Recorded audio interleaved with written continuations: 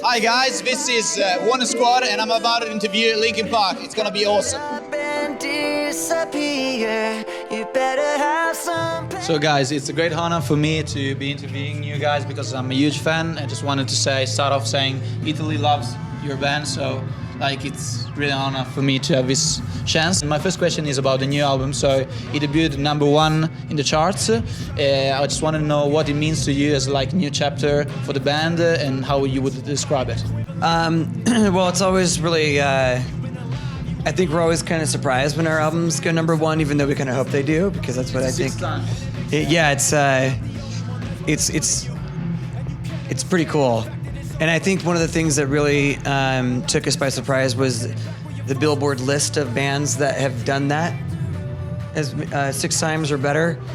And it's a very short list, and they're all great bands. And so to be amongst those other great artists is pretty cool. So yeah, we have the best fans in the world, and they always show up for us, and we really appreciate that.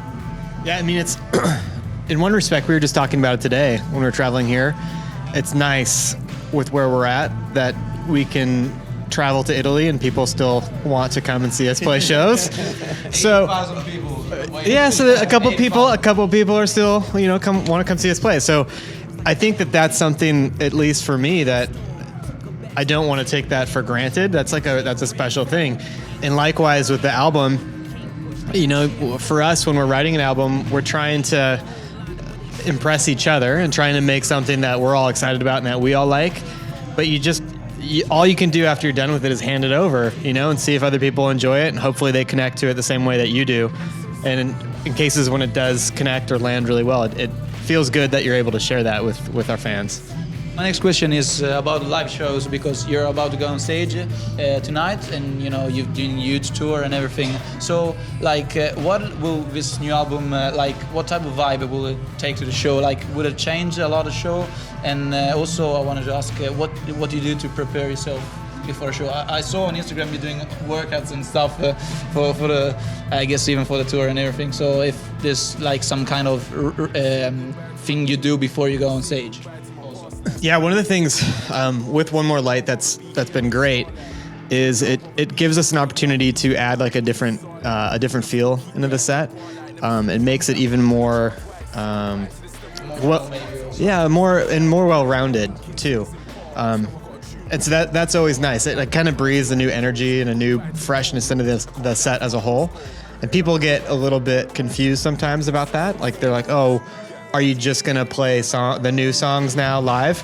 Well, fun fact about that was we'd probably be playing a 30 or 40 minute show, and then we'd be, if we played everything, then we'd be out of music. So I don't know what we would do the next... We'd go home. That's 70, what we do. 70, we still got 60 to 70 more minutes to fill. So we definitely, there's a full range from old to new, and the old songs actually get, for me at least, when we start putting in new stuff, and especially if it feels different, it makes the old songs that much more fun to play. It's great. Interesting. Before we did the hunting party, and as we were making the hunting party, we were like, man, it's gonna be so much fun to add these songs to the set, because our sets are getting longer, and most of our biggest hits are kind of more mid-tempo songs. Numb, In the End, Somewhere I Belong, Breaking the Habit. So if we played a set of just all the hits, it'd be a pretty mellow show.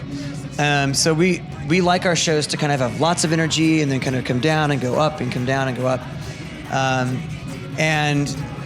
After we did the last record, which was such a heavy record, and those songs were so much fun, and our sets got longer, it was kind of it's nice to be able to put some more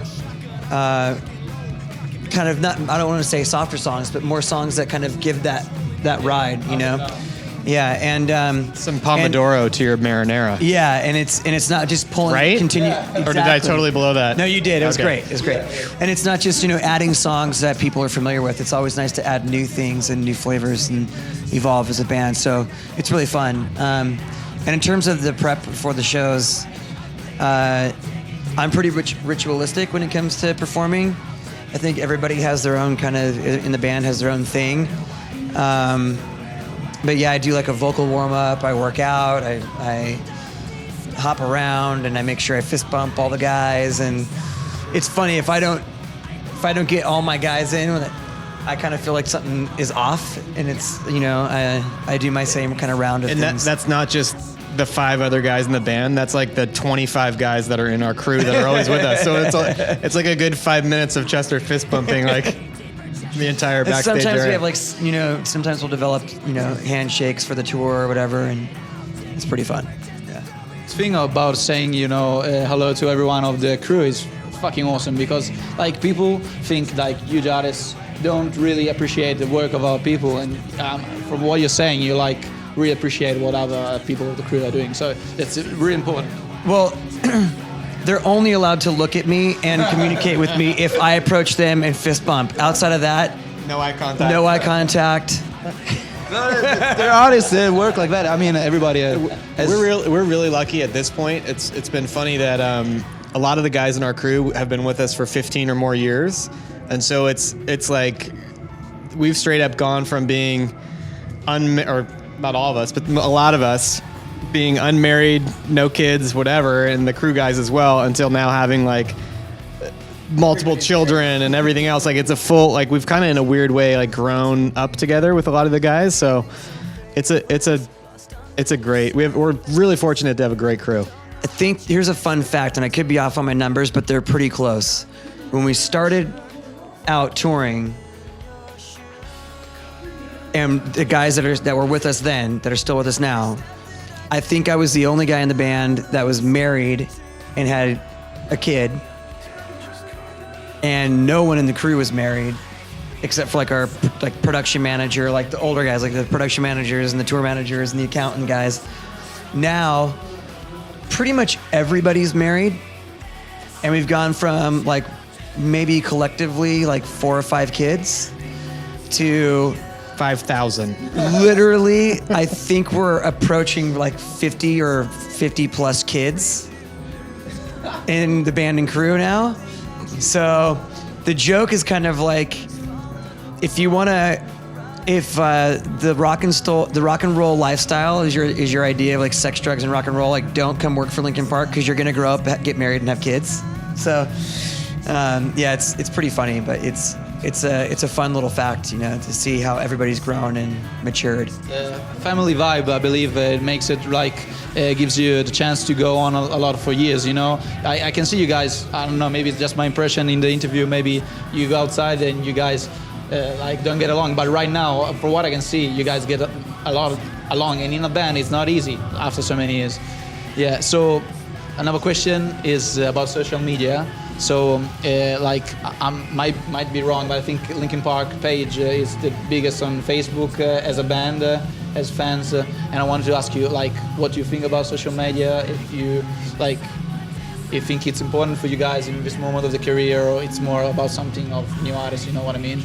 Yeah, we were really lucky in a lot of regards to kind of just start being a band when the whole internet itself started to grow. Like back in the day, I had completely forgotten this, but the reason why we initially changed the spelling of the band name was just so that we could get the exact .com. To spell it with the presidential spelling, the guy who owned that domain name wanted like $10,000, and we were like, we can't afford that, so let's just change a couple letters, because it was so important to us at that point for people to be able to find us online, because Google didn't exist yet. And so as we kind of grew up as a band, and as we kind of grew with our following and that kind of thing, so did the internet, so did social media, all these things we were lucky enough to be like in that right moment to be able to move forward, and like for it to be exciting, and for us to be into technology and love that exposure that gave us, that way to communicate directly with our fans. That was never able to do when we were growing up. You couldn't just hit somebody up in your favorite band on Twitter and be like, hey, you're an idiot, like, I love your record, or whatever. You couldn't do that. And now it's like, in a weird way, everybody has some sort of a chance or channel to contact and have a dialogue, which is in some ways a good thing, some ways a bad thing. But I think it's important for us to, I think I said at one time, sorry for cutting you off, but I think I said at one time, social media is kind of like doing drugs. It seems like a good time, or it seems like a good idea at the time, and then kind of afterwards you just regret it a little bit. But honestly, I think that it's, with the way that things are now, it's such a different way of experiencing music in bands. Like, there's a lot less mystery to being in a band, and it's a lot more like, and I think social media offers a really intimate and direct connection from us to our fans, like all over the world, which is really special. But I do think that it also kind of dulls the magic a little bit of that kind of fourth wall between what the band is as a band and who we are as people. And so, it's a double-edged sword. I think it's just really important to enjoy it and have fun and use it for all the benefits it has, and at the same time, be careful with it, because you don't want to take pictures of your dick and like have them all over the world. You know what I mean? Make sure you're taking pictures of other people's dicks. That way you're fine. Unless you're getting fucking paid. You know what I mean? I don't. It depends how much you get paid. Let's say that. Thanks, guys. Absolutely. Thank you. It was a great honor for me. Hey, I'm Phoenix. And I'm Chester. And I'm Ben, and this is Wanna Squad.